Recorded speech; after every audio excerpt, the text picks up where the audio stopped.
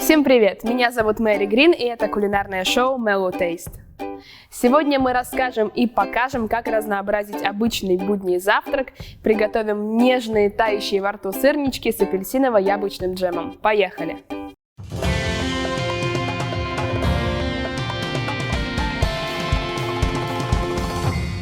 Яблочный апельсиновый джем по времени готовится дольше, чем сырники, поэтому давайте начнем с него. Почему яблоки с апельсинами? Есть три причины, по которым лучше именно эти фрукты заготавливать на зиму. Во-первых, апельсины содержат антиоксиданты, а соответственно оказывают молодильный эффект на организм, в особенности на кожу. Они же природный антибиотик с витамином С, вылечат кашель и больное горло. А в-третьих, мы приготовим джем без использования сахара, что сохранит всю пользу внутри фруктов. Если вы подаете апельсины к столу, посыпьте их корицей, гости будут в восторге. Яблоки с апельсинами гораздо универсальнее, например, черники, поэтому в любое время года вы сможете найти их в магазине. Чистим и нарезаем апельсины с яблоками на кубики.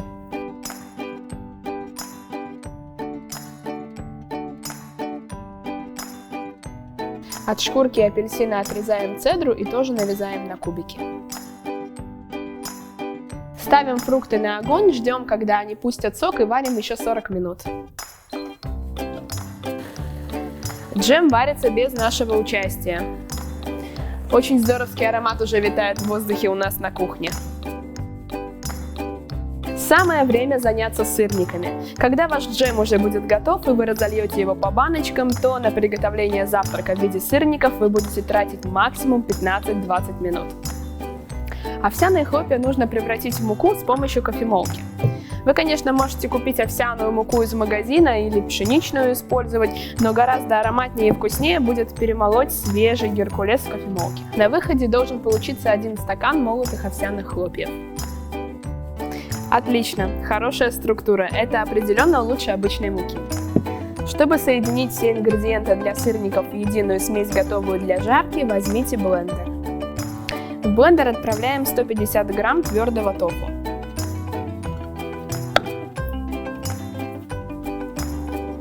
Далее молотые овсяные хлопья.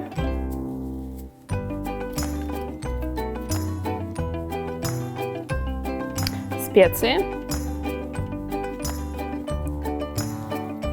Именно те специи, которые мы готовили для яблочного пирога. Кокосовое масло.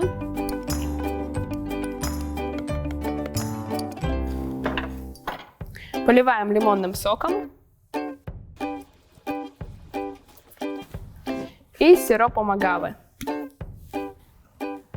Также, если у вас есть натуральный ванильный экстракт, тоже можно сюда добавить, лишним не будет. Закрываем крышкой.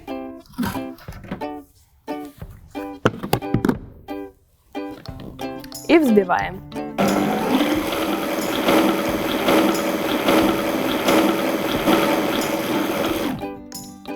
Если ваш тофу был не очень влажным и смесь получается достаточно сухой, то можно добавить растительного молока.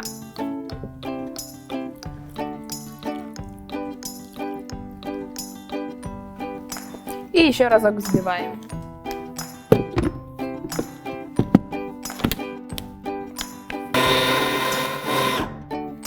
Очень быстро и просто, большая часть завтрака уже готова. Ставьте лайк за такой классный и быстрый рецепт. Смесь из блендера перекладываем в миску и добавляем изюм.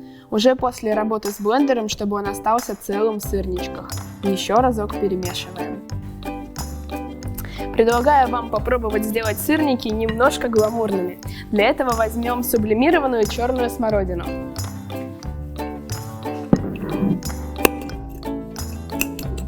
Также нам понадобится ступка, наш любимый инструмент для перетирания специй.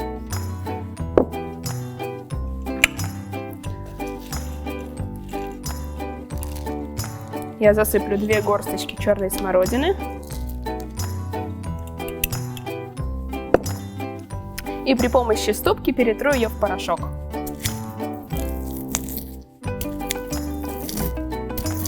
Всыпаем порошок в смесь. И перемешиваем смесь для сырников. Сейчас мы можем наблюдать, как они постепенно начинают приобретать розовый оттенок.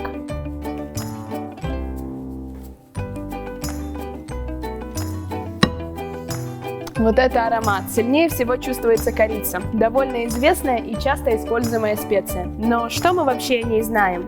Поговорим об этом немножко больше в нашей рубрике «Симфония специй». А вы пока что ставьте разогреваться сковороду и плавится кокосовое масло. Корица – это высушенная кора деревьев синнамомум. При высыхании полоски коры забиваются в трубочки и приобретают всем знакомый вид. Полезные свойства корицы известны с давних времен и упоминаются в древнекитайских, индийских трактатах и даже в Ветхом Завете. Там ее характеризуют как лекарство от многих недугов. Ловите лайфхак на зиму. Если вы вдруг подхватили вирус или простуду, или наоборот хотите себя от этого предостеречь, смешайте четверть чайной ложки корицы и столовую ложку натурального меда. И можете наслаждаться, запивая чаем в холодные вечера. Корица многократно усиливает пользу меда. Антибактериальные свойства этих двух природных компонентов повышают жизненные функции и помогают в борьбе с вирусами. А самое интересное, благодаря витамину А она способна улучшать зрительную память. Так что теперь вы сможете запоминать ингредиенты наших рецептов, даже не заглядывая в описание. Все готово для самого интересного. Начинаем процесс обжаривания. Сковорода у нас довольно большая, поэтому я формирую сразу много сырников. Ждем, пока сырники подрумянятся с нижней стороны, и переворачиваем с помощью вилки или лопатки. Смотрите, какие поджаристые красавчики получаются. На вкус они должны быть очень нежными. Теперь можно выкладывать на тарелку и в то же время обжарить все до самого последнего. Проверим, как обстоят дела с джемом. Сок уже почти выпарился, можно разливать по баночкам. Но все-таки, если вы хотите получить более желеобразный джем, рекомендую вам добавить агар-агар, что мы сейчас, собственно, и сделаем. Для этого доливаем немного воды.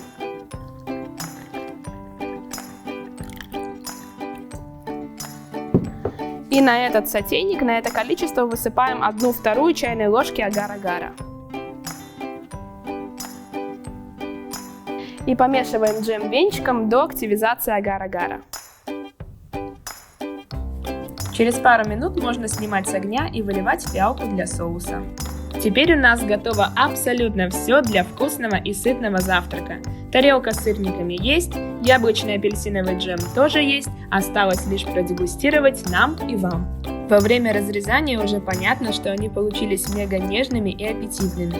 Для насыщенности вкусов нужно обязательно обмакнуть в джем. А вы, дорогие наши, тем временем ставьте лайк, ведь мы стараемся и взамен просим всего лишь кликнуть мышкой.